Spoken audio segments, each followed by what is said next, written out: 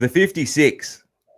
This is the Outside Gate with Steve Hall on the L4 Media Network, where we talk US Moto and anywhere the conversation goes. Today we've got another WMX star on the line. Sophie Phelps, how are you? Hi, I'm good. How are you, Steve? I'm really good, really good. Always good when I get a chance to talk moto, and it's great to have you're our second female guest, following up from the show a little while ago with JP Money. And like I was telling Sophie just before, part of the idea behind the female guests is well, one, there's a lot of riders, and it's cool to have on the show, but also good role models for young ladies as well. It's something that I drummed into my daughter since she was little to follow girls in moto, because they are good role models. You know, there's a lot of bad role models out there for young girls, so it's good to follow you guys that are riding dirt bikes, I reckon. Yeah, I appreciate that. I've said before that I think the one of the best parts about having women racing at large events is that the younger girls have that to look up to instead of monster girls or whatever else there is to look up to, which is fine and everyone can choose their own paths. But I don't know that I would. I don't know. I have certain ways that I would want my daughter to grow up and. I agree 100%. Yeah, Yeah, I mean, 100%. people can do whatever they want, but yeah. Yeah, So yeah. I think having another option for female role models is a good idea. Yeah, yeah, 100%. You know, like I don't judge. I don't judge anyone ever. But I always have pointed, to my daughter. Especially once she got on social media. She's 17 now. Well, she's 17 in 2 days. But yeah, ever since she was little, and she probably got on social media. I don't know, when she first went to high school and they get a phone and all that sort of thing. You don't even like that they're getting a phone. But to follow, I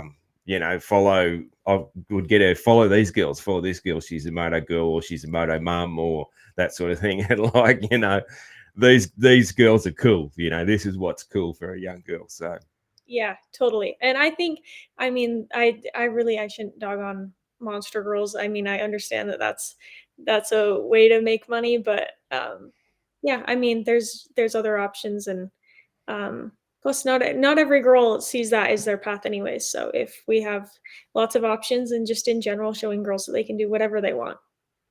absolutely, yeah, absolutely. And the best thing to do is ride a bit of moto. Hey. Yeah. So, like, you'd be, I'd say you are probably right into Loretta's prep at the moment. Would I be right in that? I'm not actually. So No, I okay. choose to not attend Loretta's this year. I had talked about that with my parents before, and while I love Loretta's, it's kind of like I needed something beyond that. You know that the boys, when they're coming up through, they do their pro sport year, and then they're off into the real pro ranks. Yeah. And I had kind of been, we're capped out once we hit the like women's class or the WMX class. You're capped out at Loretta's. So I was like, man, I need somewhere else to go with this. I was so blessed to have captured 2 championships there in the women's class. And then this past year, which was 2023, we said going into it, we said this is probably our last year unless we have some really strong feeling that we need to go or some reason.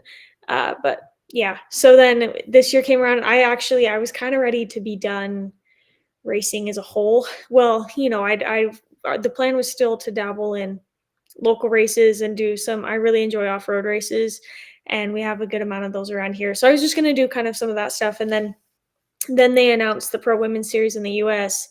in man. They told us in November or December that it was happening, but we didn't get a schedule until January.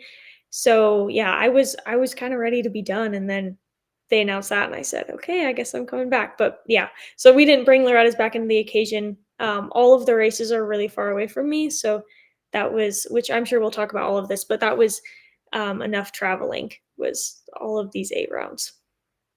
No worries. Yeah. So I've got, got your results down here. So yeah, it's a little bit of a wait till Ironman then. So yeah, are you doing any local races or off road races, or you doing anything before that, or you just keeping up with the training?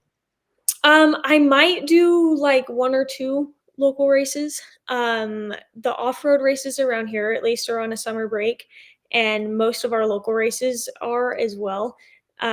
Which, I mean, I'm sure you know what it's like when it's really, really hot and people Mm. don't want to be out at the racetrack for 12 hours during the heat. So yeah, just planning on doing training in some different areas and getting ready for Ironman. I might go visit Loretta's.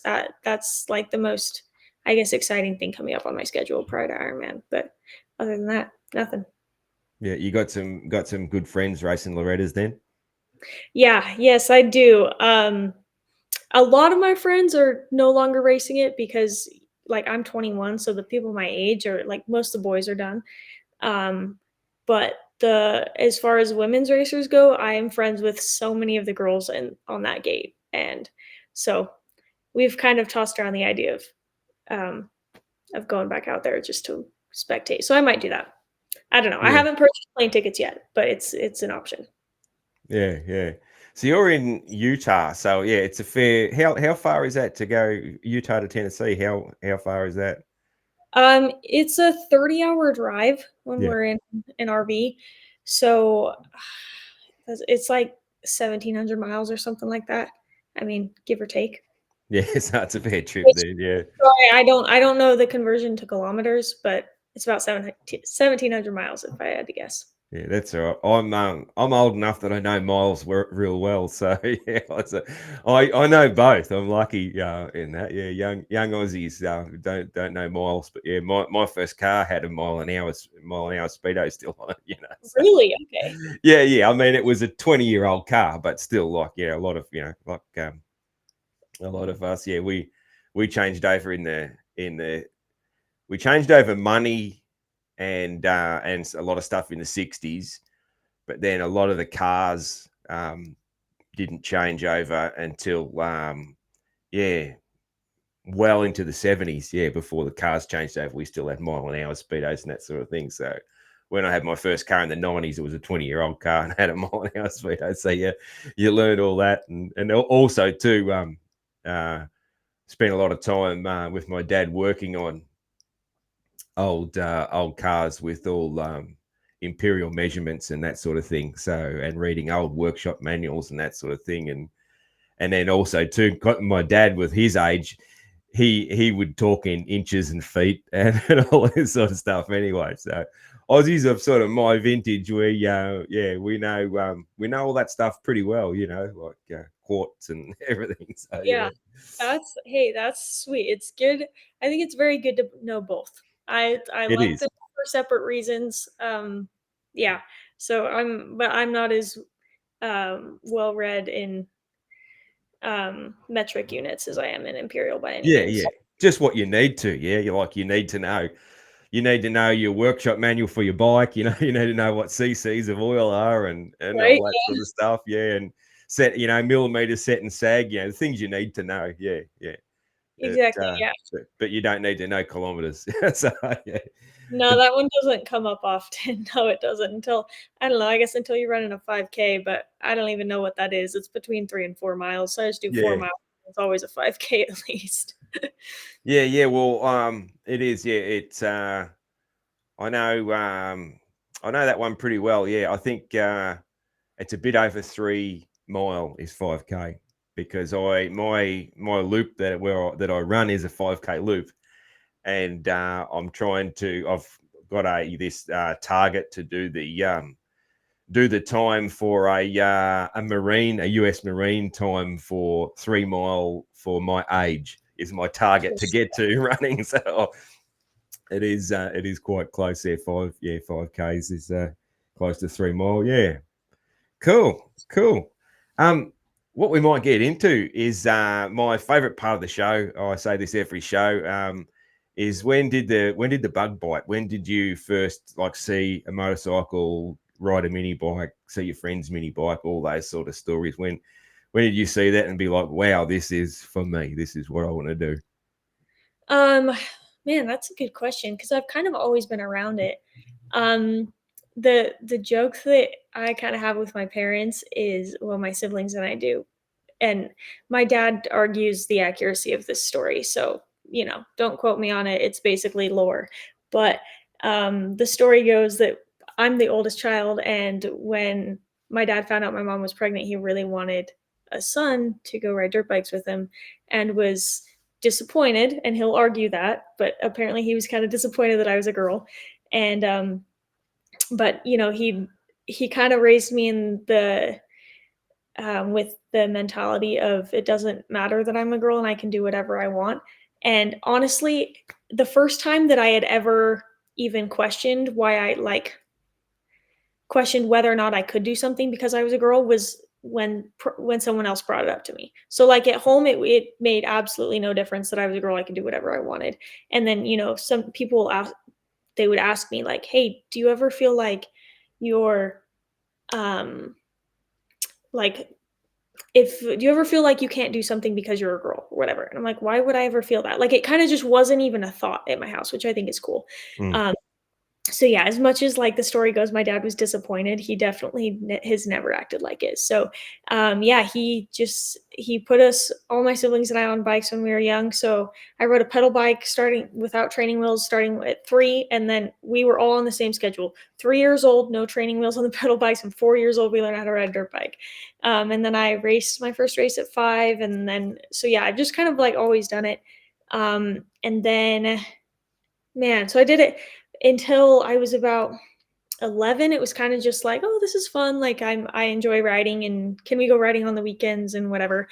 And then up until that point, I was also doing dance classes. So I was doing ballet and jazz and whatever else. I don't even know.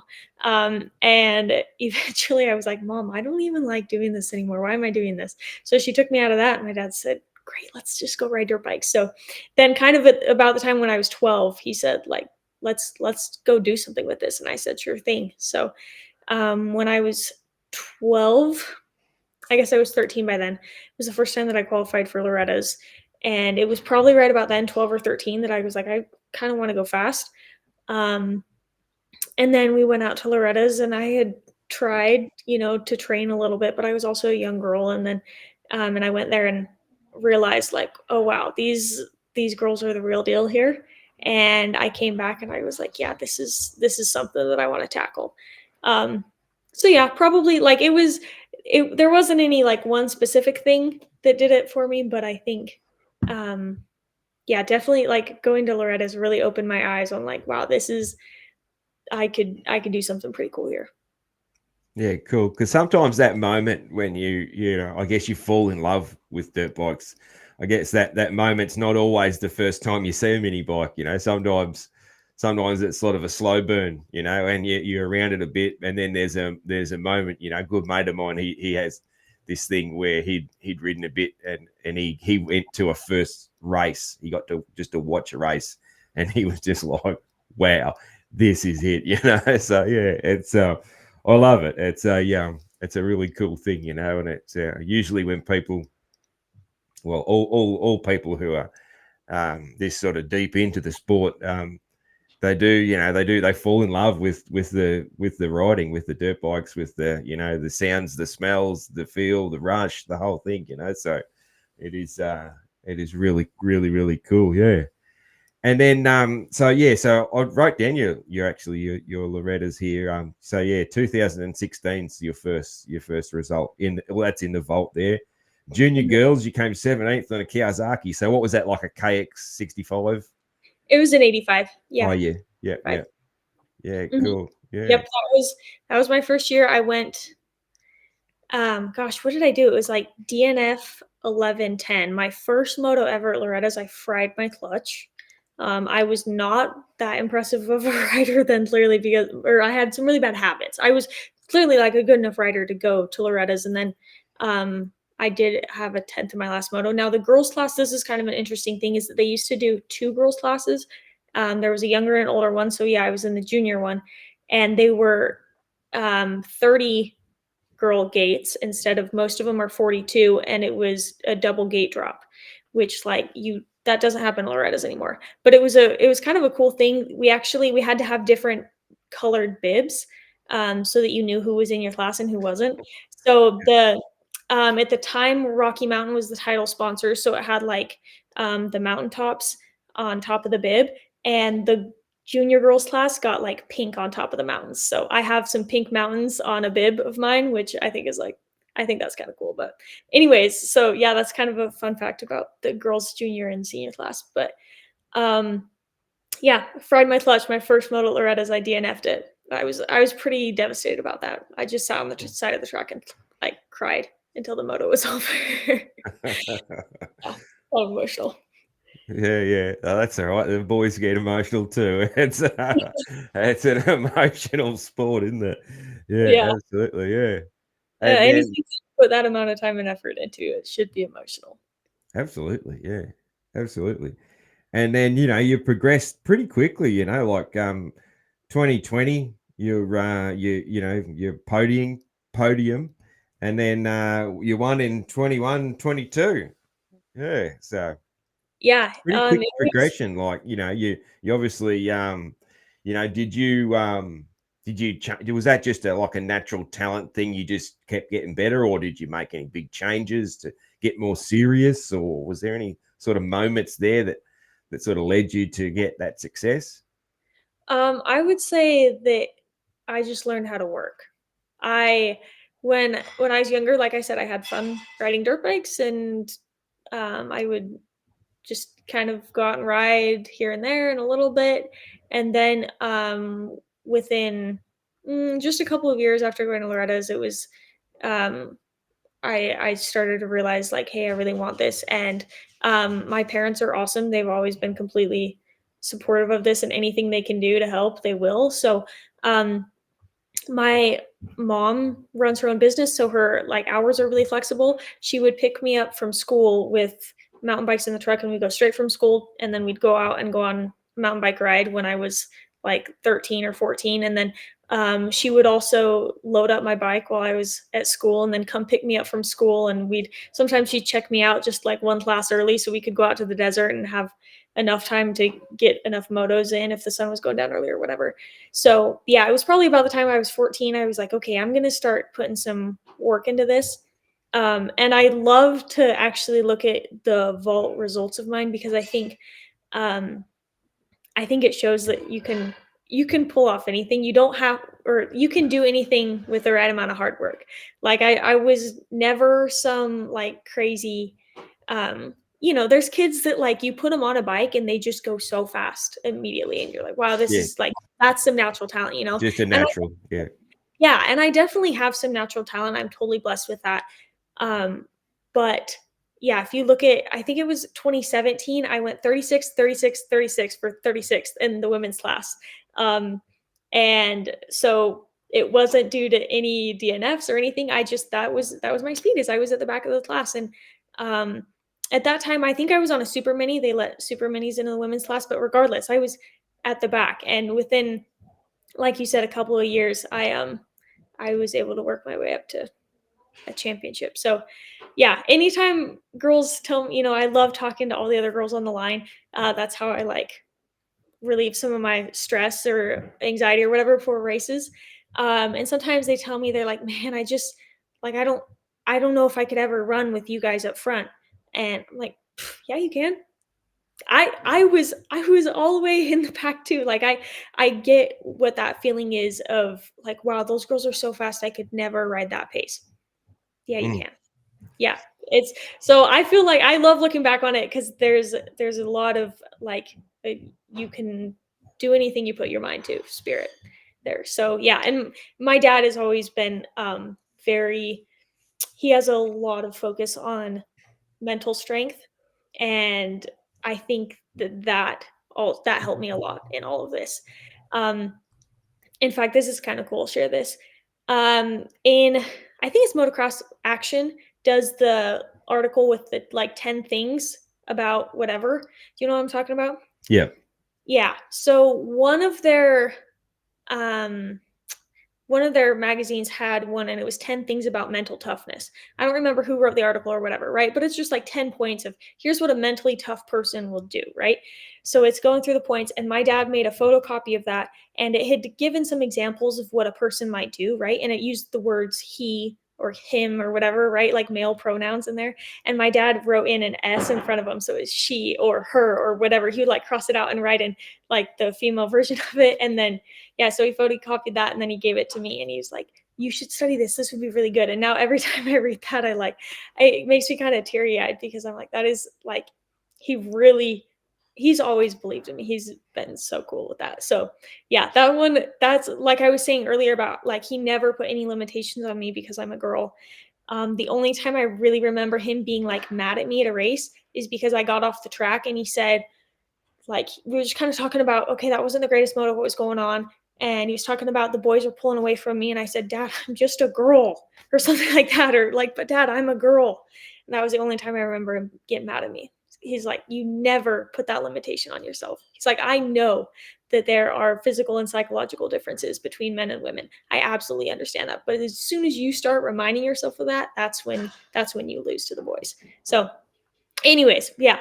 I think that's another one that's been like a slow burner, but as far as like when did I really like, I don't know, make the switch from kind of back of the pack to up front. But yeah, my dad, thanks goes to my parents for this one. And yeah, my dad's been an awesome role model for me as far as like mental strength goes on all of this. Yeah. Cool. I love it. Good job, Dad. I like everything I'm hearing there. So yeah, that's yeah, no limitations for sure. Yeah, absolutely. And I love hearing that it was hard work that made the change. You know, so it's something, work ethic is something that I value super high. It's one of my absolute highest values for sure. So that is that's really cool. Yeah, cool. Yeah, Uh, I agree. I mean, there's a saying of hard work beats talent when talent doesn't work hard, and I'm a believer in that. So I do my best, and whatever happens happens. But yeah, my dad I has instilled both of my parents have instilled values of hard work in my siblings and I, and I hope I make them proud. I don't know. They do a good job. Yeah, I'm sure you do. I'm sure you do. Yes. Do your siblings do they ride? So what do you have? You have I have a brother and a sister. okay, yeah, So my brother's 19, my sister's 16. Um, my brother rides kind of here and there for fun. He'll take my bike or my dad's bike out because he likes having some options there, and he'll ride. He likes doing off-road races with us, so occasionally he'll do one of those. And my sister has a 110 that she'll cruise around on. She takes the dogs on runs, and that's kind of the most of the riding that she does. But she's rad. She announced to us the other day that she wants to learn how to ride my bikes, my 250s. So yeah. we're gonna work on that. I mean, she's old enough to. We don't mind, but Mm. yeah, she likes to surprise us with things like that. But yeah, they don't really they're not as into it as I am, which is fine. I Yeah, think parents' wallets appreciate that probably. yeah. That's it. Like I just love it when people are riding. Everyone's different, you know. Like my daughter, she just trail rides. You know, she just cruises Mhm. around and enjoys that, and she's very cautious, you know. Like she takes after her mum in that sense of things, you know. She's pretty cautious, but yeah, but it's good. I just love and yeah, I love it when people are riding, that's for sure. Yeah, Absolutely. I agree. I think any opportunity for people to get on two wheels is a good one.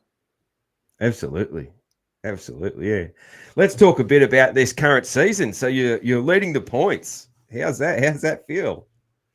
Um, I don't know. I mean, I guess that question, my answer should be it feels really good. I'm really happy about it, which is the truth in some respects. I try to be cautious with my emotions on it there because I don't know if you know this and not many people do, but they drop your four worst motos from the series for us. Oh, I So if didn't know. Yeah. yeah. Uh-huh. So it kind of like changes some things because it's an 8-round series. So we have 16 motos. They drop 4 of them, which is a quarter, which is kind of crazy. Um, So I have my own thoughts and opinions on that. But um, basically, if you consider dropped rounds, then that puts me in like third, I think, because Kylie and Lachlan have beat me both rounds that they were there or something like that. I don't know. Sometimes I run the numbers and other times I'm too tired to run the numbers, but yeah. So if you consider that, then I'm not in the lead for the points, which is probably a good thing for me to focus on because it lights a fire under my butt. It means I have to do some work prior to Ironman. Yeah. Okay. Yeah, I didn't know that. That's a strange rule for a championship. Like yeah, that's odd. Like I guess that's sort of they drop motos at Motocross of Nations and that sort of thing. It's sort of you don't hear of that sort of thing much. It's a strange rule, but it's sort of to me that's sort of ripping off people who are putting in the that consistency and getting to every round and all that. Yeah, we feel a similar way around it or about it here at my house because I guess our main problem with it is we would be totally grateful for that rule. Like I said, we're very far away from all of these rounds, and as of as far as like women going for championship points, I'm one of the furthest ones away. If Lachlan is in it for the championship, then she would be further away from all the rounds than I am. But regardless, we didn't know about this rule until the morning of our first race at Daytona, um, which would have been one of the rounds that we skipped because that's one of the furthest ones. It would have been pretty out of our way, and anyways, it just would have been very convenient to not go all the way to Florida. Mm. But yeah, we found out morning of that was the rule because they didn't I don't know if their rule book was published on their website. I think I had checked prior to the race and it wasn't, but they gave us the rule book morning of. Some of these things, like I'm very grateful for this series and I will never um take that back. But there are some things that are kind of thrown together. It seems a little bit last minute, which is fine. But that's one of them that we wish we would have known of earlier. Because then I don't know, but it ended up being a good thing that I went to Daytona. I had good results there. So um, yeah, just kind of an interesting rule, like you're saying. Yeah, I'm just thinking it through a little bit. I guess maybe it is to reduce some travel costs and get more girls to more rounds. I guess that's probably the idea behind it. I would Probably. I would say, yeah. But yeah, getting it late when you're already on your way to Daytona. Yeah, that's. But then again, the Daytona experience would have been super cool though too. So Yeah, it was cool. I mean, I could give you a whole list of pros and cons. I mean, obviously, it's a cool venue. It's a great experience. Um, we had very little track time in total, which I didn't like. I'm big on track time, even if it's within the races. We had one race. Um, they had to cut it down because of some lightning regulations that I thought were way, way too cautious, but we don't need to discuss that here. Uh, and there were just some things and maybe people who go to Daytona are totally used to these things, but I don't know. I like long races. So, yeah, it was cool. It was a cool experience. And then the Texas rounds were right after that. So those were on our way home, which was kind of nice. But yeah, it's a lot of traveling.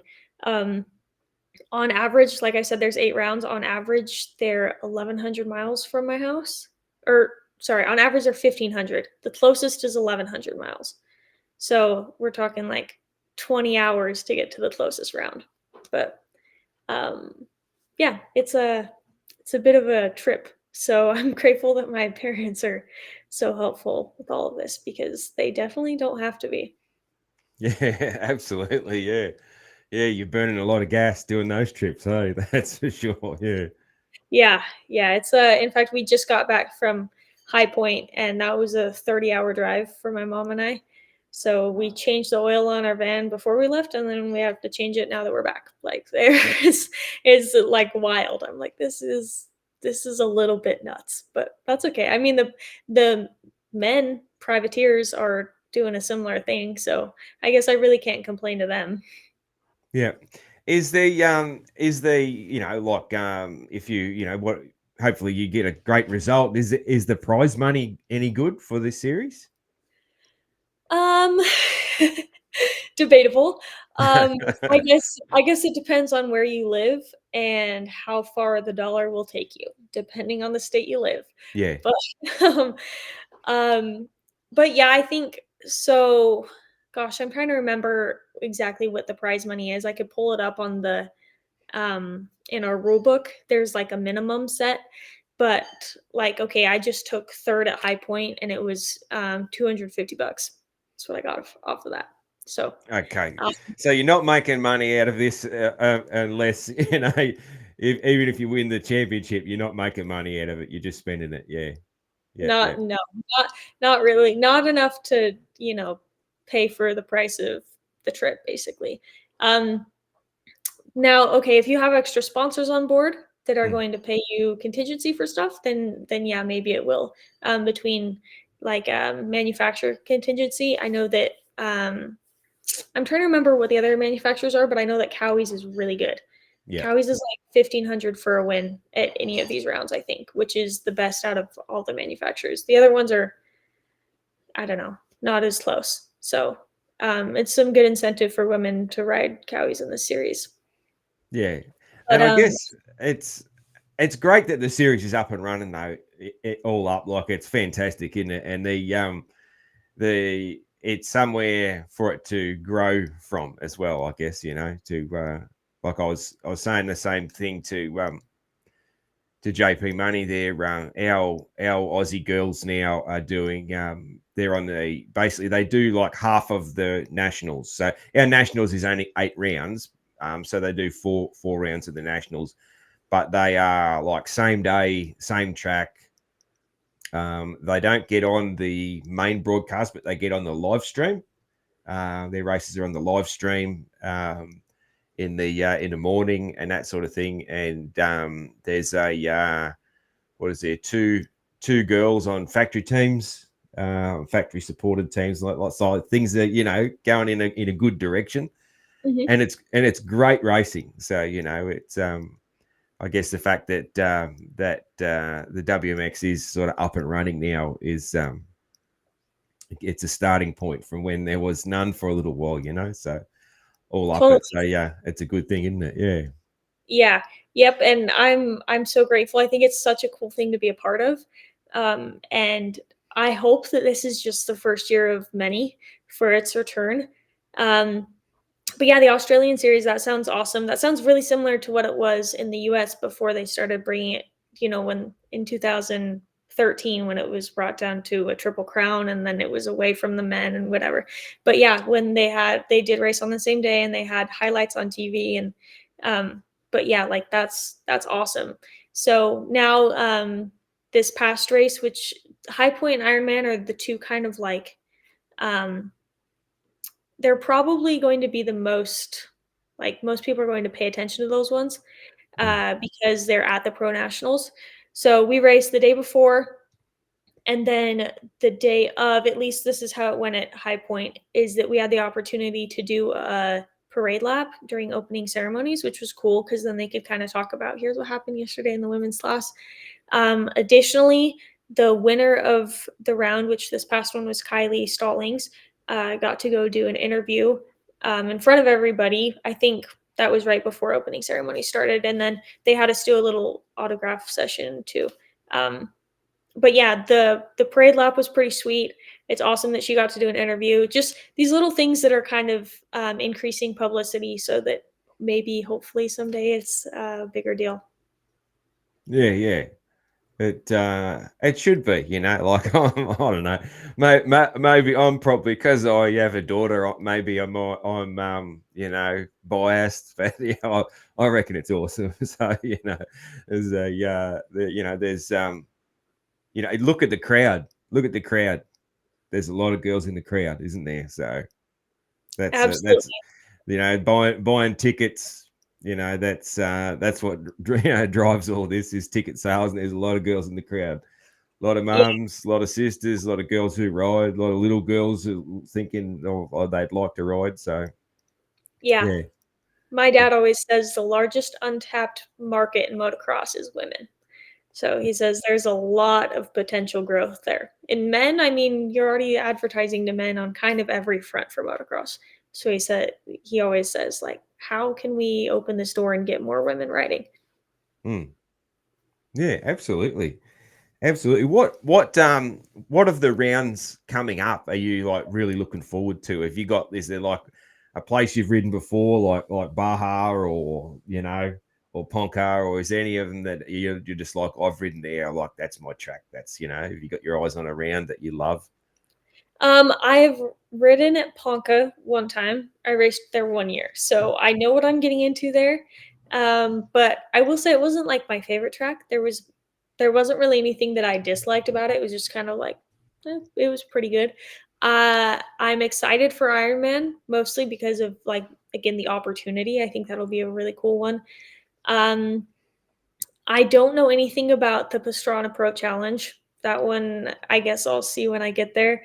And then Baja, I'm very excited for it because I've been told by everybody that it is sandy, and I love sand. We have a lot of really good sand riding out not far from my house since I'm in a very desert area. So I'm big on sand. I love it.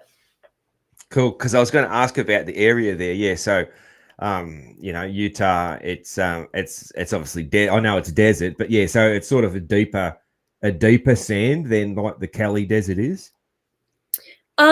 Yeah, I mean in some areas, and we have, oh my gosh, we have every type of um every outdoor thing that you can do it in Utah. So yeah, if you go up northern Utah, then that's where we're known for our mountains and our skiing. And we had the Winter Olympics there 1 year, and yeah, that's the snow area. And then you come down south, and it's real hot. It's very similar to Arizona and Las Vegas, and as far as temperatures. So yeah, we have we have sand if you go to the right places, and then other places you're riding on like straight rocks, and then other places you're riding on clay. So it depends on where you go, but the sand sections are my favorite. So I go ride the sand tracks out there, and um, it's a really interesting sand because if it gets wet, then it will form up really really well. Some sand, even if it's wet, it kind of falls apart, but this sand it'll form ruts, which is pretty cool.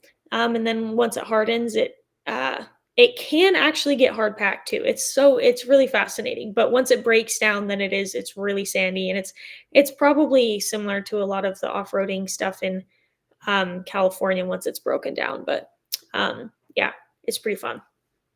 Cool, cool. So we'll be watching for those Baja results then. Hey, get get the Hopefully, I dub up there. have good to offer. Yeah, but I am really excited for it. I've heard good things about that track. Yeah, awesome, awesome. Yeah, is there any way to watch the races? Like, is there? It's always hard. It's even harder from other countries, But like, sometimes there's ways. No one's doing any live streams or anything. Unless there's already one set up for the race, then no. So Mm. like Daytona there was, and Freestone there was, because they already do it for their full event, and we were just kind of another class thrown in there. Um, but these past two, so Spring and High Point, there weren't. Um, I think MX Sports kind of threw around the idea of how could we broadcast this, but from what I heard, it would just be extremely expensive to bring out all of their workers a whole day early to set everything up and have things going. So yeah, from what I heard, they've tossed around the idea of like what's some way that we could make this do some publicity with this, maybe get some highlights on TV or whatever. But I don't know. Right now, where they have it, I'm grateful, but it would be really awesome if people could watch it. But yeah, so I think as far as the rest of the rounds go, I don't know if any of the rest of them are going to be live streamed. Not really Mm. sure. Yeah. Cool. Who's your sponsors? Who else is helping you out? Obviously, mum and dad. But Yeah. yeah, I saw your bike's got Rocky Mountain graphics on it, so that's obviously one. Who Yeah. else? Yep. Rocky Mountain is huge. They're such a great help to us, and they're based here in Utah, which is pretty sweet. And then all of their partner companies are really awesome. So like Tusk and Attack Graphics. and Polysport. They'll all help me out. They all have really close ties or are sister companies of Rocky Mountain. And then, as you can see, Fox is very helpful as well. Dunlop and Fast Company, which is actually where I work, aside from dirt bikes. So we could talk about that too. But those guys are all very helpful. CrossFit Dixie's my local gym. Hinson for my clutches. And Primary Drive is another sister company of Rocky Mountain. So they take care of chains and sprockets and all of that, which is super helpful. And then let's see, Billet Bob Ammunition. They're very helpful and I appreciate them. And let's see, is that most of it? Usually I rattle this off and I kind of have like an order of going through, so I'm off my rhythm. Pro Circuit. They do my motors and all my exhaust. They're awesome. And Schmidt Performance does my suspension. And Kyle Lewis is my coach. I think that covers it. Yeah. Nice. So yeah, getting some good support there. Pro Circuit engines, yeah. My mate Ryan Hughes has probably built some of your engines. I know he was the engine builder there for a while when his rider was injured. So yeah, that's cool. Yeah, awesome. Yeah. Tell us about that day job then. Yeah.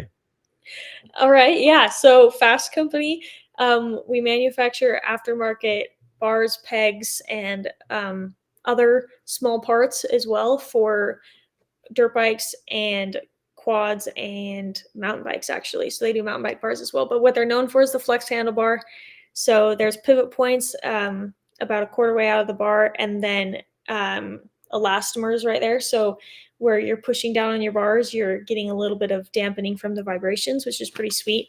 I started riding with their bars when I was like 12 because my wrists and hands would just get numb or sore or whatever really quickly. Anyways, so yeah, sometimes I build some handlebars or I'll put foot pegs together. Their foot pegs are a similar design with an elastomer, so they take out vibrations. They also do spoke torque wrenches. So that's one of my big jobs there is I build spoke torque wrenches. And that one's kind of fun. Lately, I've been doing a lot of 3D modeling for them, which is I'm going to school right now for mechanical engineering, which is a pretty gnarly degree. So I'm going through it at about half pace, but I'm very familiar with 3D modeling and using CAD softwares and whatnot. So anytime there's a part of, hey, we have this 3D model, can you change X, Y, or Z on it? Sure, I can do that. And then I'll work on that and send it in. Or creating new designs for parts. So like right now we're working on a foot peg for a different adventure bike, or like Triumph foot pegs. That's going to be something down my on my to-do list soon because we don't have foot pegs for them yet. But yeah, we do a lot of our machining and manufacturing in-house. So it's advantageous to be able to do the 3D modeling in-house as well. So and our machinist is awesome on the CAD softwares, but he's pretty busy. So yeah, I've been taking on some of that. And anyways, that's pretty cool. I love 3D modeling. I could totally geek out to people about that all day long. So it's actually super fun for me to go to work and just draw things up on my computer. And anytime if I have an idea for a part of like, oh my gosh, this would be really helpful, or what if we made our own version of X, Y, or Z, then they're super supportive and back me up and sure, let's try that. Like, yeah, take an hour and go show me what you're thinking about.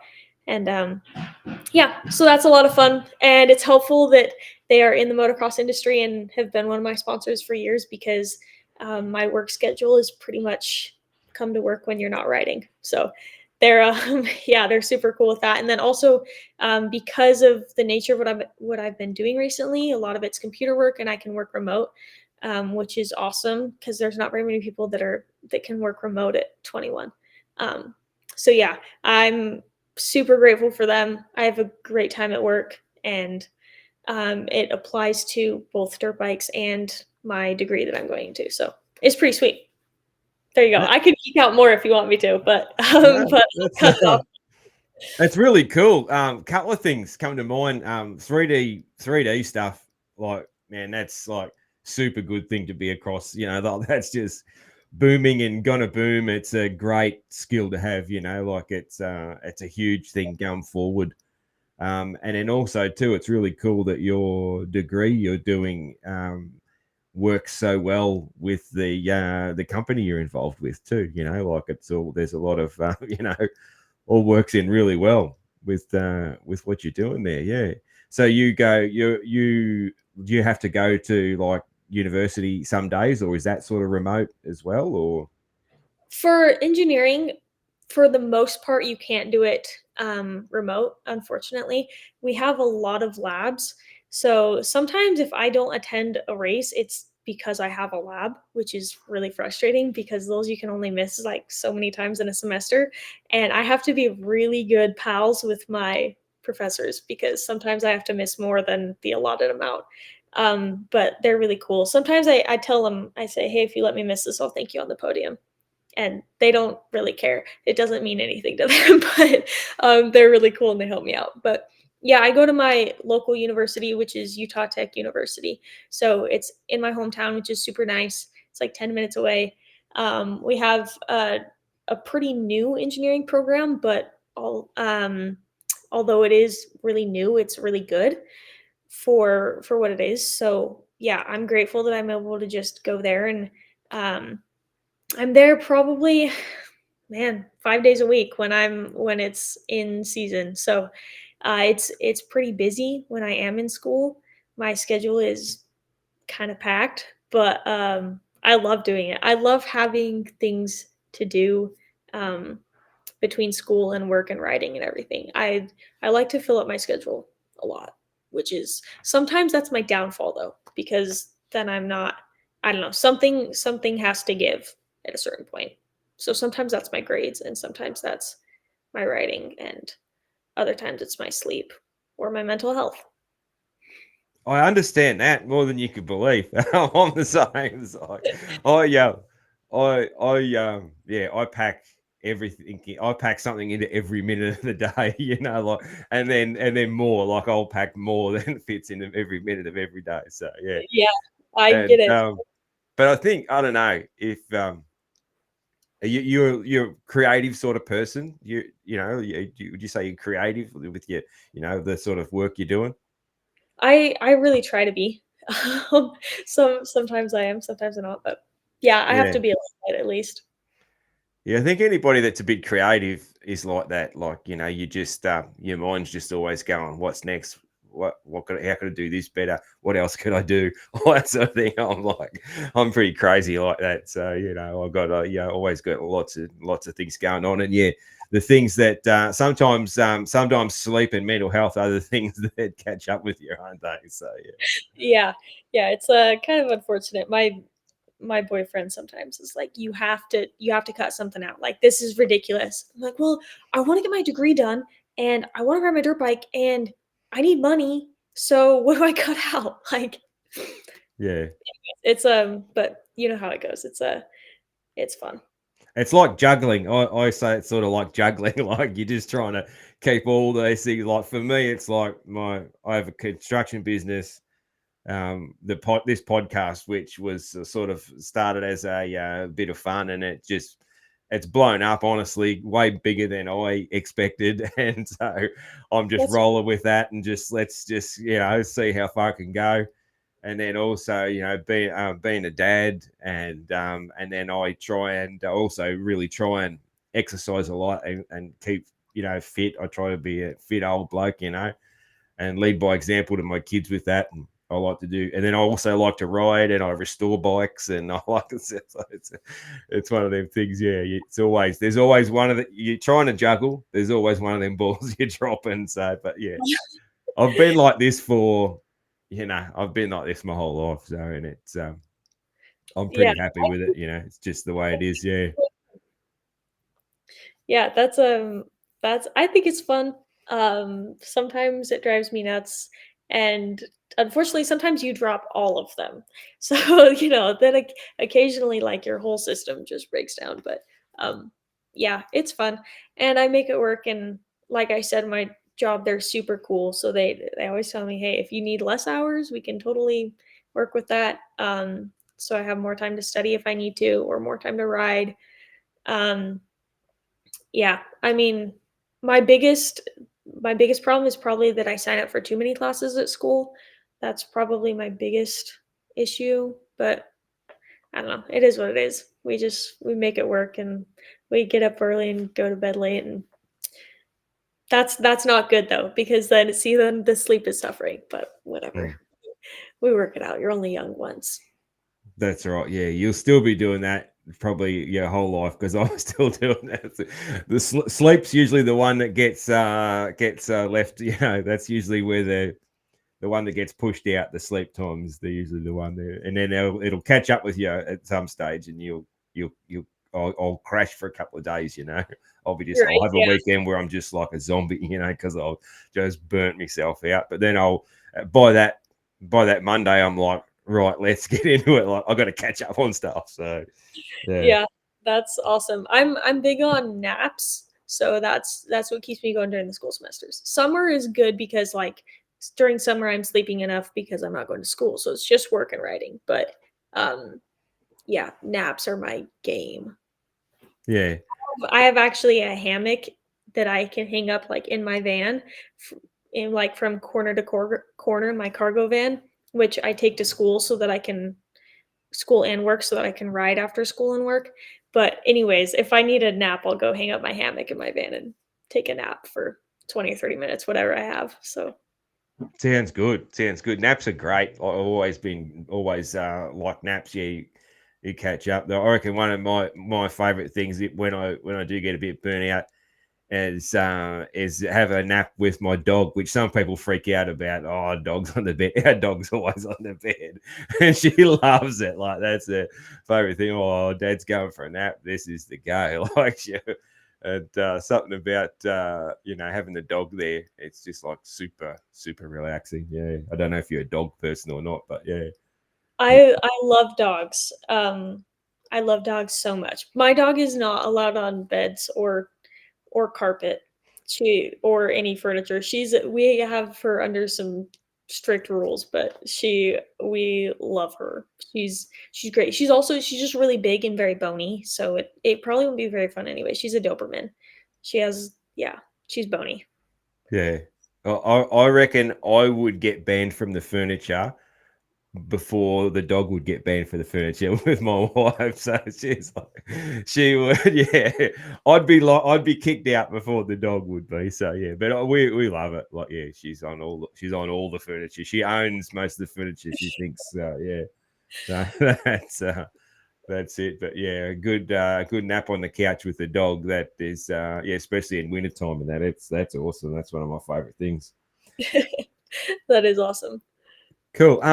I see you do some training sessions as well. Another thing to the list of things you do.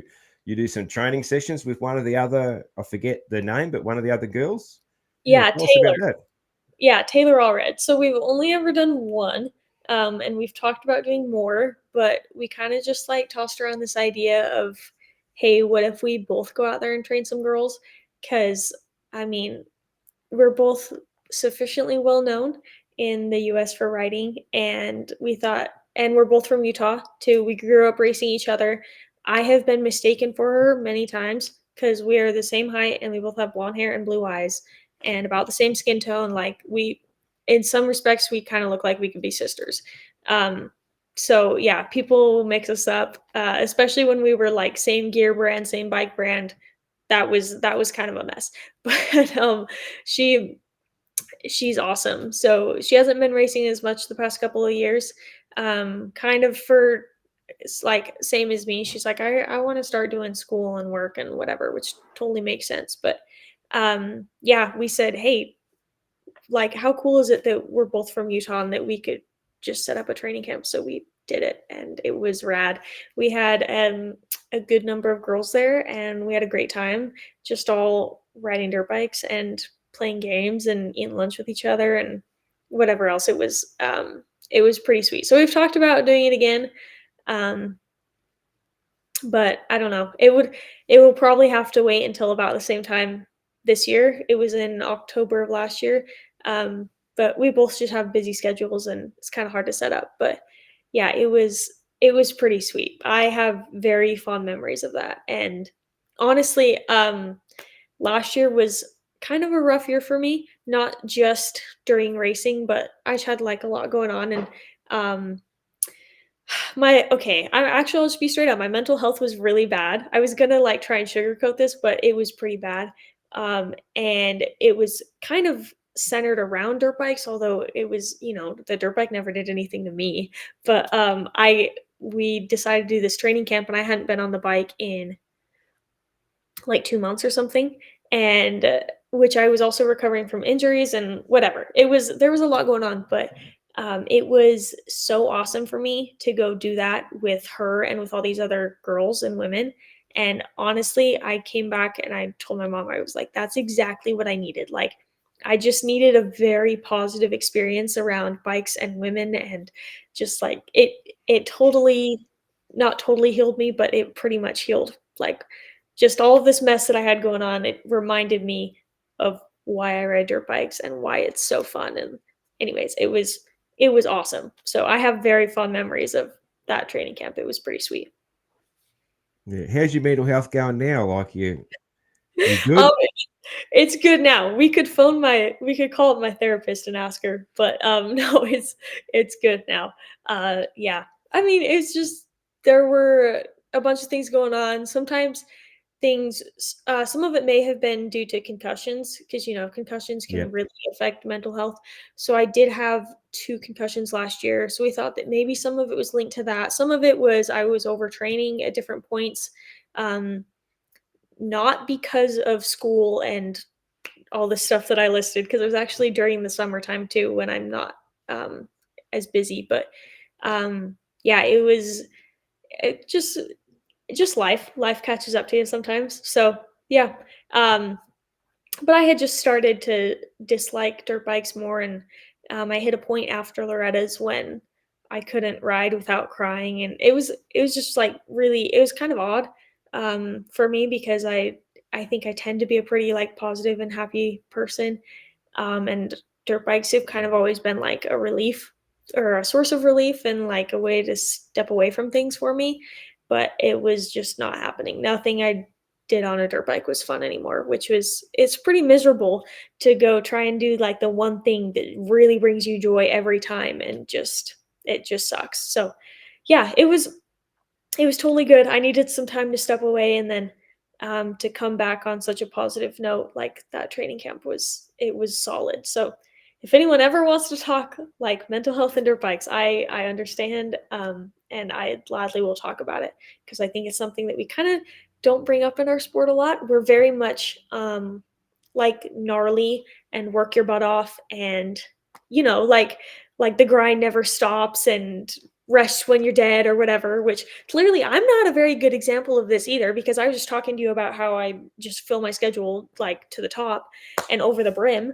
But yeah, I think sometimes we're a little bit too gnarly, and like we grind a little bit too hard, and we don't take enough time to like take some deep breaths and rest. So yeah, it's very important. And it was a really, as much as last year wasn't like super fun for me at different points, I'm so glad that I had that year, because I think I'm so much more prepared for like other things to hit me now, because yeah, it was a good learning experience.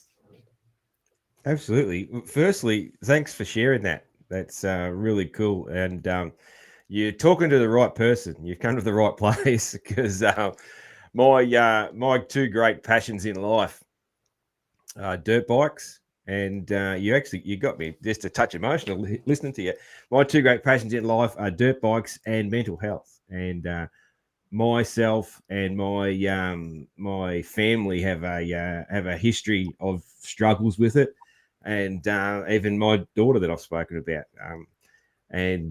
Yeah, I think that it's great when people in the sport speak about it. I know Joey Savachi's spoken about it, and Dean Wilson has, which was I just thought both times that was absolutely fantastic that they spoke about it, because yeah, it's not it's a tough sport and we're all tough and that sort of thing, but it's actually tougher to talk about it than to hide it.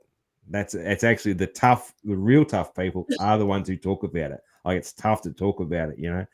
I went through many years of deep struggles, and this show's not about me, but I had a breakthrough, shared my story to my friends and family, which made a positive effect on them, even made a positive effect on strangers. And there's a whole thing about me there that I'll have to put that into a show somehow one day to share that with people. But yeah, I think it's amazing, and what you said at the end there about what you've learned, like, I can, yeah, absolutely, like, the really tough things I've been through in life, I wouldn't change any of them, even some of the, absolute tragedy. I wouldn't change it, because of how good of a person and how happy of a person I am nowadays, and even more so because of how much knowledge I have on the subject that I've been able to share with my kids. So my daughter knows stuff about mental health that took me a lifetime to learn, or not a lifetime. I've got hopefully a lot of life yet, but it took me like 30 years of stuff to figure out. She's grown up with me telling her that, and she's got this. It's in the family. My dad, me, my daughter. It does run in the family sometimes to be an overthinker, and be an overthinker, and be a lot of the times it's people who are too nice. You overthink, and you're too nice, and you take things on, and you don't let things out, and it catches up with you. And my daughter is so knowledgeable and so strong for a teenage girl on that subject. So that is, and that I say to her, that's like the most proudest thing. My most proudest achievement is being able to bring her up to be so strong at 16 years old. So it's people like role models sharing stories about when they've been struggling is fantastic. And the sharing and the talking about mental health is the key to the whole damn thing. Like, that's it. It's about talking, letting it out. Don't bottle it up. You got to absolutely let it all out. And you find, and I'm sure you found, just as I did, you let it all out, and all you get is positivity back. People are like, wow, I feel the same. Wow, I've been through the same thing. You realize, like, so many people struggle with the same thing, and you get you actually get an enormous sense of pride after talking and letting it all out. But yeah, it's really, really, really hard to do, and especially for men, it's a really hard thing to do. Like, to my dad, like, after I spoke about it, I realized then my dad was the same, and then he started to talk about it, and he's the most stoic old fella you'd ever come across. Like, tough as nails, everything's all right, I'm all right all the time, and now even me and my dad will talk about mental health and how he's feeling and that sort of thing, especially since my mum's gone. And so it's really cool of you to bring that up. Thanks for that. That's awesome.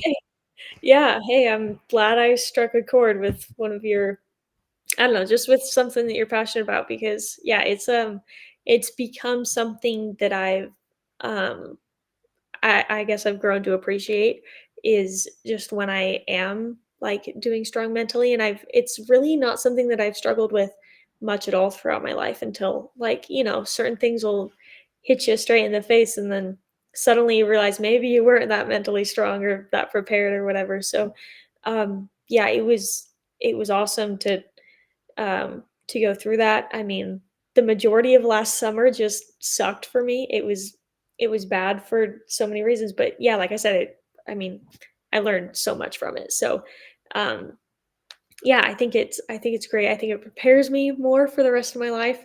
And like you're saying about how you're happy that you can teach your daughter that is something that I think about all the time. I'm so excited someday to like plenty of years down the line, but someday to be a mom. And I think about like what I want to teach my kids, and I take a lot of kind of mental notes on how my parents parent my siblings and I, and then how other parents do things. And I just I try to take notes of, oh, they chose to do it this way, and their child has this personality, and this worked out for them in X, Y, or Z way, or like, just or oh, that was a great idea. I loved how they did that, or how they approached teaching their child that subject or whatever. So yeah, this has been a cool thing for me. Is just I actually love going to therapy and like just taking so many notes. I'm like just give it to me, like everything I want, all of the knowledge, and I'll write it all down. And I feel like I've learned so much from doing that. And um, yeah, I mean, I've learned a lot about myself too. I at first was I was kind of hesitant to go to therapy because I thought like I knew something was clearly wrong. For like there are so many signs. Like okay, in my case, I was having panic attacks frequently of just like uncontrollable crying, and I couldn't get my breathing under control. And they would be triggered by just totally random things. Um, so I knew that I should go, but I kind of felt like, come on, it's not bad enough. It's kind of like what I thought. Like I don't come on. Like there are people out there who are suffering from so many worse things. Like why do I need therapy? Like come on. Like basically don't complain. Be grateful for what you have, which I just was looking at that with the totally wrong perspective. So um my parents and my therapist and my boyfriend have all been really good, like especially in that kind of like there was a kind of a month or two period where I had those feelings of like it's not bad enough. Like there are plenty of people who are worse off. I should just be grateful. And they kind of had to change my perspective of okay, oh true, yeah, you're so blessed for so many reasons. We're never gonna deny that. But you could be better. Clearly something's wrong.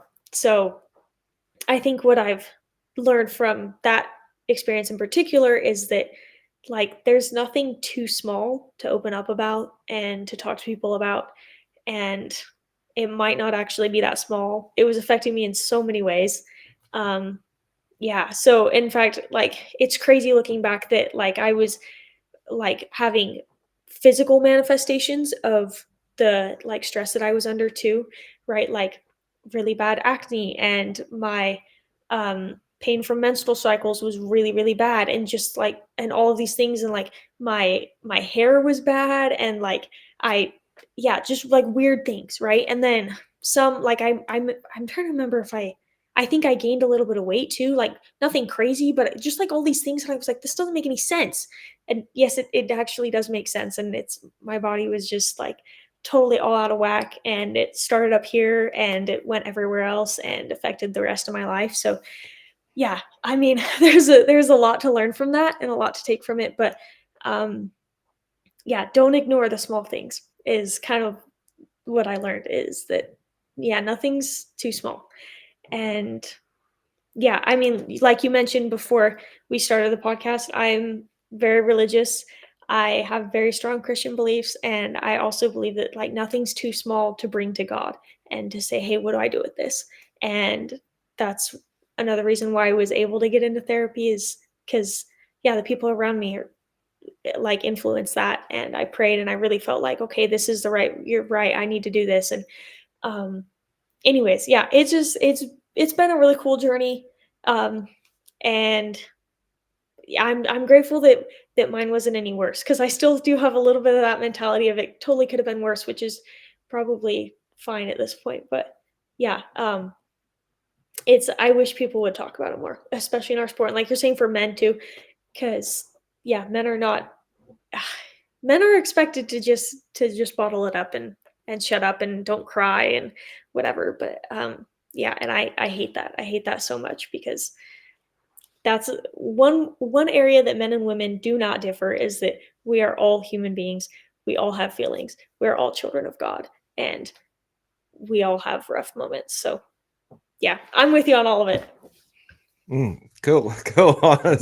Honestly, we could do a like a triple length episode on just talking about this stuff, I think. But yeah, thank you for sharing that. Yeah, that is really cool. Yeah, certainly something I'm yeah very, very passionate about. And I'm so glad. I really, even though I've only met you today, I've so much joy knowing that somebody has had struggles and gotten better. It just warms my heart, even though, I've just met you, it just, I have this weird thing about me.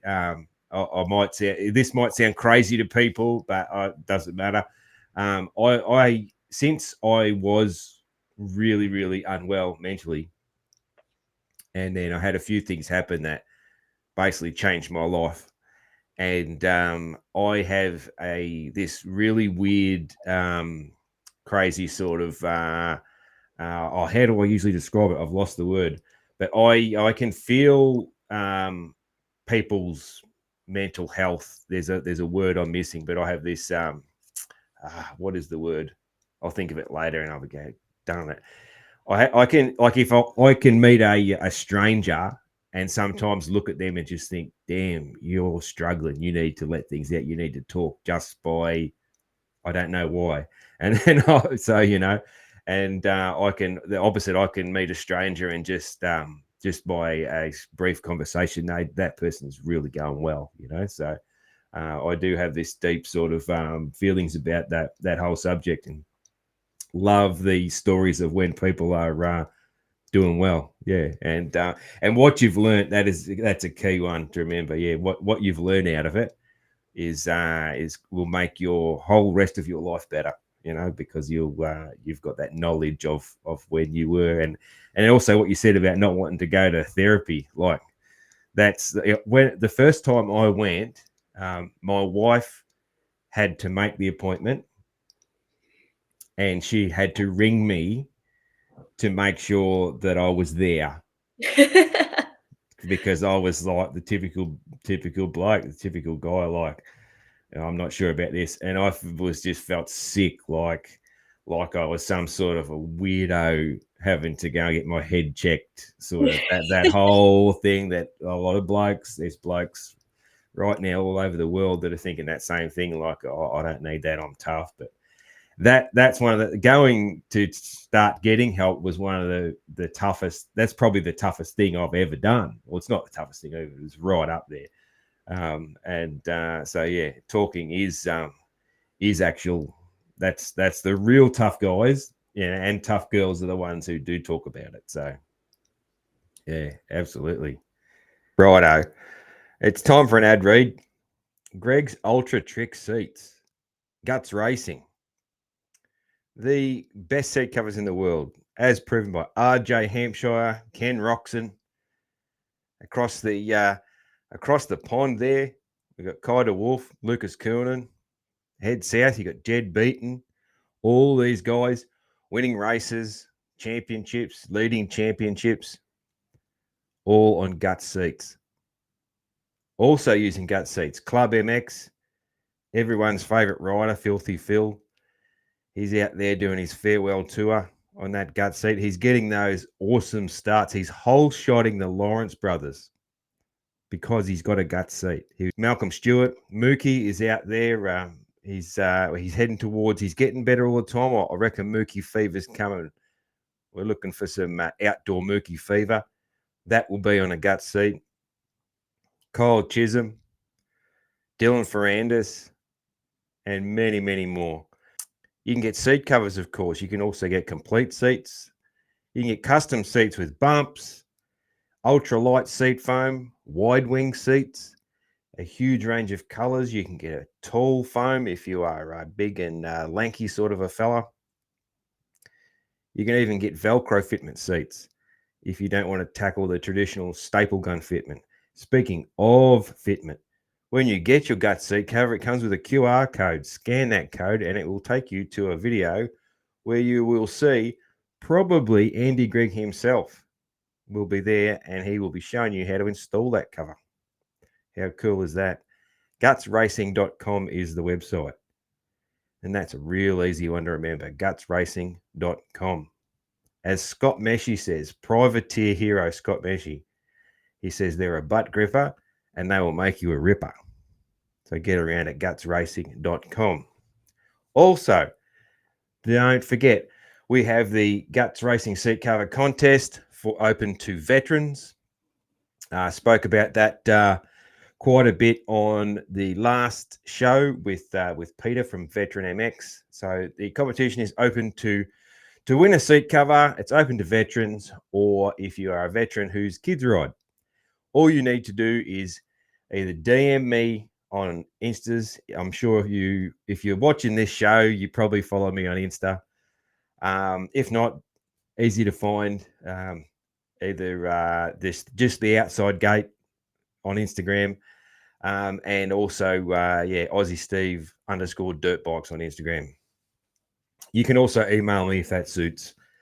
Aussie Steve 569 @gmail.com. Aussie Steve 569 @gmail.com. And I just want a little story about your military and moto life. Just a brief on your military. Don't need to go into heaps of detail there, unless you want to. But I want to hear all about the moto side of things. How much you love riding that bike, or love taking your kids riding, and the joy that brings to your life and all that sort of good stuff. All right, let's get back to see what else Sophie Phelps has to say. Cheers. Absolutely. Awesome. Sophie, let's lighten up the mood just a touch towards the end of the show then, hey? This has been really cool. I have just, a few, I'll throw in a few just sort of different random questions towards the end. Who was your childhood heroes? So it might have been moto or another sport or anything, or a lot of times people just say their dad or their mum. Who are your childhood heroes? I mean, I could probably list a couple. I think maybe the biggest one would be Ashley Feilich, that is within the realm of motocross. I remember that when I was younger, she had blonde hair and I had blonde hair. She had like pink highlights at the end of her hair, and I wanted really badly to get pink highlights. But I also have always had like this small fear of dyeing my hair, so I didn't ever do it. I'm sure my mom would have let me, but I don't know. I just didn't go for it. Yeah, I thought she was awesome. I think that falls under the umbrella of just you can do anything, and she's like the epitome of that. So I think, she was very, very cool in my mind for that reason. And there are so many people, but she comes to mind for sure. Yeah, cool. I would actually love to do a show with Ashley, and obviously we'd need someone else to help out with the because I don't know sign language, but I think that would be too good with ASL. With what? Sorry, the sign language. No, yeah, you're not too good at sign language. No. So we'd have to have someone to translate and that sort of thing. But yeah, that'd be something super cool, because you don't see her on many things. Obviously, for that reason, you don't see her on too many interviews, that sort of thing. But she's got an amazing story. Yeah. What's your favorite race ever? Do you have just one? Whether you won or you just any time at all in your career, do you have that one race that you think back and you're just like, damn, that was, you had the flow, you're in the zone, that sort of. I mean, okay, there's definitely one that comes to mind, and I feel like, I don't know, this is kind of like a cliche answer, but it was my second championship at Loretta Lynn's. My last moto, I was sitting on a 2-1, so it came down to me and Taylor Allred, who we talked about how we did the camp earlier. In fact, I'm just going to insert this in. Taylor and I used to be really tough competitors, but we have never been unfriendly towards each other. And that is one thing that I admire about her, and just like racing her, is that I love that. And I also have this relationship with so many other girls, but Taylor and I have battled for championships and then gotten off of the track and hugged each other, which I think is really unique, and you don't see that a lot. But anyways, she's awesome for that reason, and so many other women are too, and that's one thing that I love about women's motocross. But anyways, it was 2022, and I think my start was like kind of okay. It wasn't too great. Like, I think I was like 20th. I was somewhere mid-pack, and I thought, okay, I have my work cut out for me, but it's no big deal. So on the second straightaway, I started trying to like, you know, elbow past some girls as much as I could. And I just bumped into another girl. I think we were both passing girls like this, and then we hit each other and just went down while we were coming into a corner. And yeah, this was 2 corners in the race. I picked up my bike and I looked, I'd glanced behind me and there was nobody behind me. And I thought, wow, I am in last place right now. This is like, and we actually have a video of it. Like a friend was standing right there on the gate. But yeah, I picked it up and I thought, there is no way I'm going to be able to pull this off. And then I thought, yeah, that's not the right attitude. I thought, if you tell yourself there's no way, then there's no way. But if you tell yourself there's a way, then you can figure it out. So I picked up my bike and I got on it. And one thing that I always do is kind of I don't pull tear offs that often, but or for no reason, but I pull them if I need to reset. So like if I had a bad lap or if I made a mistake, sometimes you'll catch me pull a tear off, and it's like a reset. It's like an outward showing of this is what I'm doing. I'm just clearing it and we're going to try again. Yeah. So I got up and I took a deep breath, pulled a tear off, and I said, let's do this thing. Anyways, yeah, there were 39 of us that started that race. So I picked it up in 39th place. And in 20 minutes, I passed for first place and I won that moto at Loretta's, which is like insane to look back on. And sometimes I dog on myself a little bit because I feel like if I could do that, I could do anything. So I try to be realistic with myself now and say, hey, that can't always happen. You can't always go from last to first, but that one definitely stands out is like, wow, that I can't believe I pulled that off. Like just unreal. And it was not all me either. Like I definitely feel like man, I was just so blessed, and like my parents had set me up so well going into that race, and my dad's such an awesome mechanic. Like he made sure I had a brand new set of tires for that race. Like I was ready in every way, and I feel like God prepped me for that race too.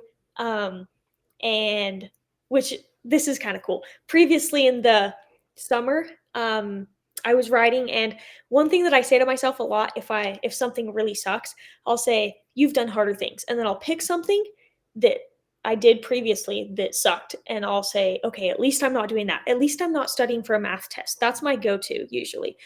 And I'll say, okay, you've done harder things. And since I focus on at least you're not doing that, then I have some more motivation to do whatever I'm doing.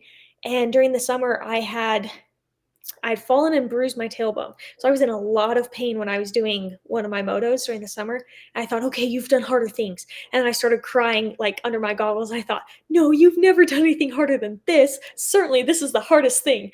And then I had this thought come into my head that I know was like sent from heaven. That was someday this will be that hard thing that you look back on. So just get through it. And I thought, okay, this is going to be that hard thing that I'll look back on. So then come Loretta's when there was that moto, because that was like a month later or something. Then I was out there doing this moto, passing, trying to get all these passes down. And I thought, you've done harder things. And then I thought of that moto that just was terrible with my bruised tailbone. And I thought, oh yeah, you've done harder things. At least your tailbone isn't bruised.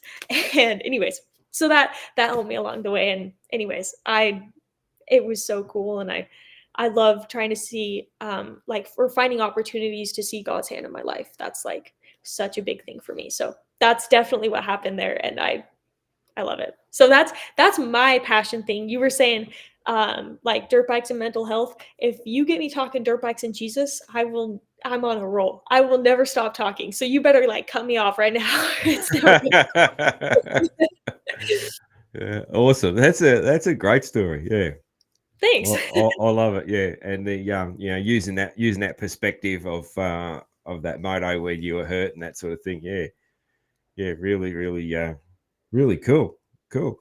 That might even answer my next question, which is what's your best advice for young girl riders, or young riders, but particularly girls, if there's something specific, that you might have just answered it. Yeah. I mean, that it is a good one. I use that one a lot, actually. I used it last week in the gym because I was doing a workout and I thought there's this is awful. There's nothing worse. And then I thought, hey, you're not studying for a math test right now. And I thought, oh, you're right. Like, if I can study for a math test, then I sure can get through this workout, because I would so much rather die of heat exhaustion in a gym than die of boredom doing a math test. So I thought I'm gonna get through this just fine. So yeah, that's a good one. I'd say believe in yourself, which is kind of along the same lines. And um, sometimes it takes other people believing in you to realize that you believe in yourself, or to like build upon that. So even if you start with the just even a little bit of faith in yourself and a little bit of belief in yourself, um, then that can grow. So if you're building off of, hey, my dad thinks I can do this, so I think I can do this, then that's somewhere to start. And yeah, so I believe in yourself, and you can do a lot of things if you trust that you can do it. Yeah, that's like my dad's thing is, um, that's like something that we bond over a lot too. And I have a cool picture from another race at Loretta's that was very important to me. Is the first one that I ever podiumed, um, or the first moto that I ever podiumed. And I'd come close to moto before, but um, I was kind of I knew that I was fast enough to run up front with the girls, but I didn't like believe it, right?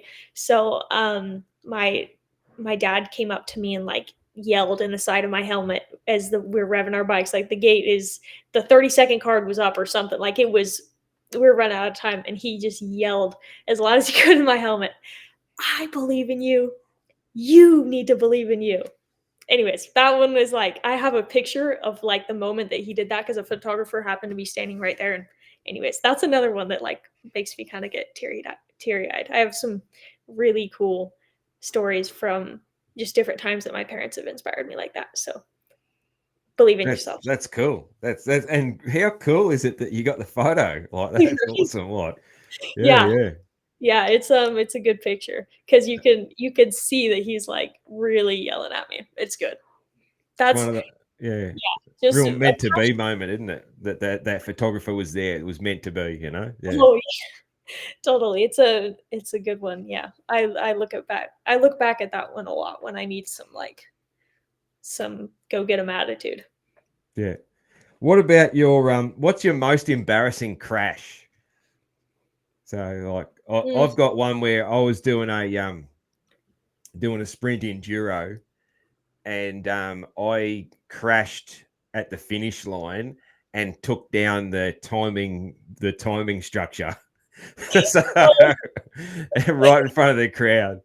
And I also sent my I hit a tree, and my legs went either side of the tank, and I took the brunt of it right between my legs. So I'm laying on the ground, writhing in pain, and people are picking my bike up, and they're scrambling to try and get the timing structure back up before the next rider comes across so they could get his time. And the whole crowd's there watching me rolling around on the ground, trying to get my breath. And yeah, that's the whole thing. That was super, super embarrassing. Yeah. It, what about you? That's pretty good. Um, okay, the one that comes to mind, this is not like during a race or anything, but our local race series in like the Utah, Idaho area is called RMX, and it's run by the Bruff family. So I had ridden a pit bike up to go sign up, and it had been raining before whatever race this was there. So there was soft ground, but I was on gravel, so I thought it was fine. I got back on the pit bike, and I like stepped on the peg, or I don't know what I did, but the kickstand sunk in the mud, and then like caught me underneath it, because there's a flat piece under there. So it sunk, and my leg was under there, but I couldn't get it up because it had like lodged itself now under the mud. It was like stuck in there. And I looked up, and like the whole Bruff family was right there, standing like right in front of me. And I was like, this is awesome. This is really, because I mean, I love their family, and I know them pretty well. So um it was just, they were laughing at me because their boys have coached me before and whatever. They just thought that was so funny. I couldn't even get it up then because it was stuck and I was stuck underneath it, and they just kept laughing and laughing. They're like, if you can't pick up the bike, then you can't ride it. And it was a 110. Anyways, that's the one that comes to mind, just because like their whole family was standing right there and teasing me, and I couldn't even pick it up, and it looked pretty dumb, but it was for good reason. Anyways, that's one that comes to mind. I could probably come up with more, but that was funny. Yeah, that's good. And I always ask people about music. What sort of music are you into? Are you a music, like listening to music before the race, or peace and quiet before the race, and that sort of thing? Music, I listen to kind of everything. So like today I was listening to country. Yesterday I was on a punk rock kick. No, yesterday I was listening to gospel stuff. Saturday I was on a punk rock kick. I like pop music here and there. You know, I'm definitely not against some Taylor Swift. I love classic rock, like 80s. If I had to pick one genre, I'd probably stick with 80s classic rock. But that was Friday, so I wasn't gonna, I just like depends on the day really. But yeah, I'm all over the place with it, which I think is kind of fun. Did Dad get you into the classic rock?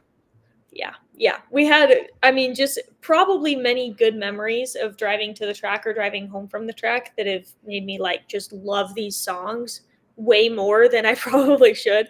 But yeah, I have a lot of good memories with those. So, and then as far as listening to music before races, I pretty much don't. This drives some people nuts, but the best way for me to like get in the zone to race is to talk to everybody else, which drives people nuts because a lot of people like to sit there in peace and quiet or sit there and listen to music or whatever. And I'll just walk right up to them. I don't care if you have earbuds in or headphones on. I'm just gonna, hi, my name's Sophie. What's your name? I really like your boots. Those are really cool. Where are you from? What are you? And I have definitely had girls, like mostly at Loretta's, because that's when we have the most time where we're like sitting and staging doing nothing.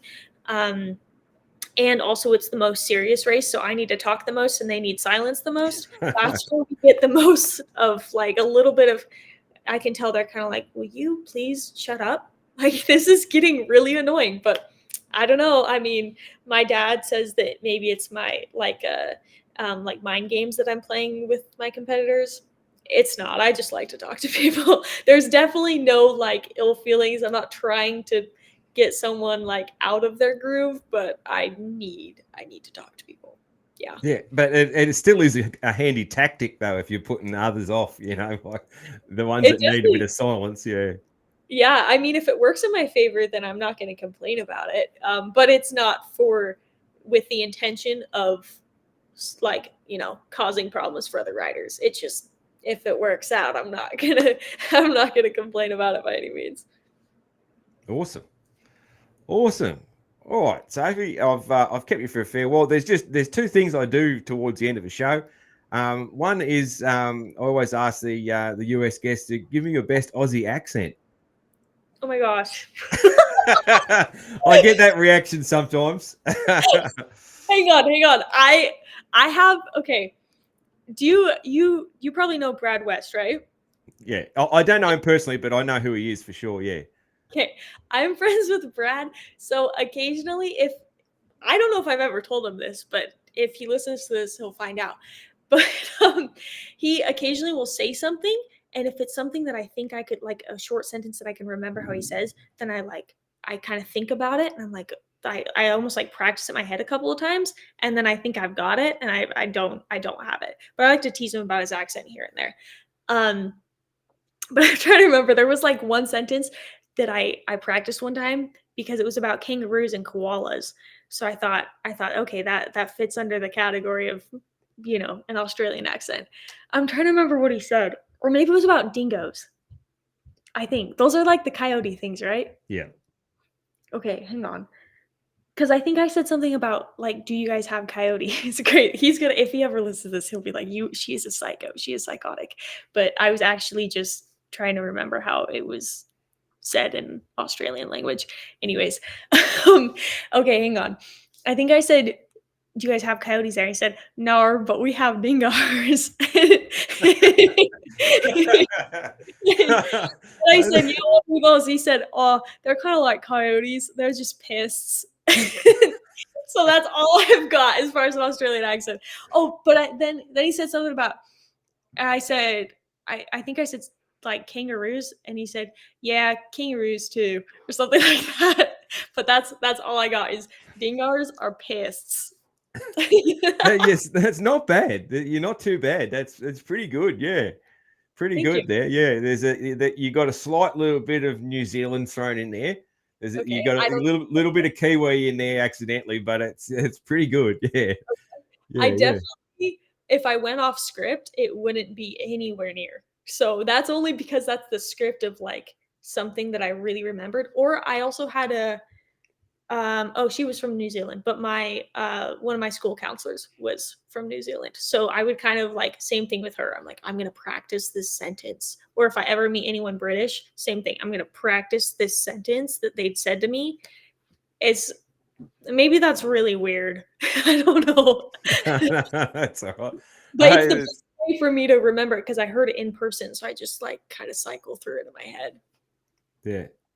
Now, even if it is weird, that's cool. Like one thing, one thing I always I've talked about my daughter a lot here. One thing I always say to my daughter, because she's I'm weird, and she takes after her dad.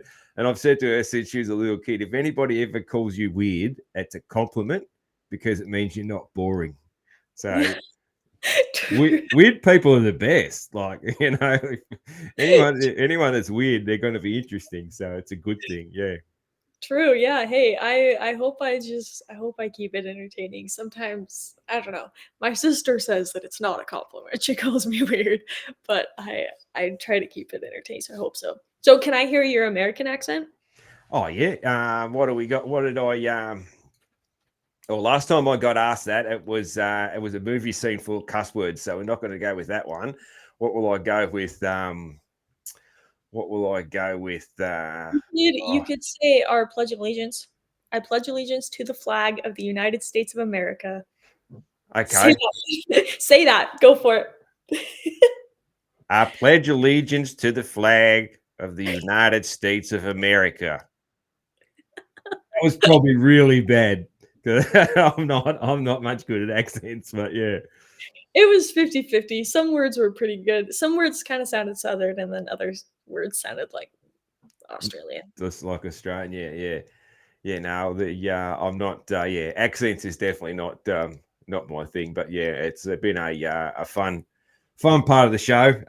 Yeah, cool. And then Sophie, the last thing I do, my outro is I sing a little bit of Kenny Rogers for my outro song.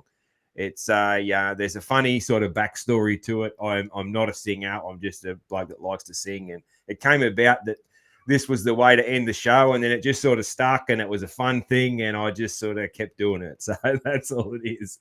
And I always say, if people know the words to Kenny Rogers the Gambler, then they're welcome to join in, but there's no pressure because a lot of people are like, whoa, So some guys know the words and they join in. This you probably unless Dad introduced you to Kenny Rogers, you might not even know who he is. But so I'll just get into a little bit of that to close the show.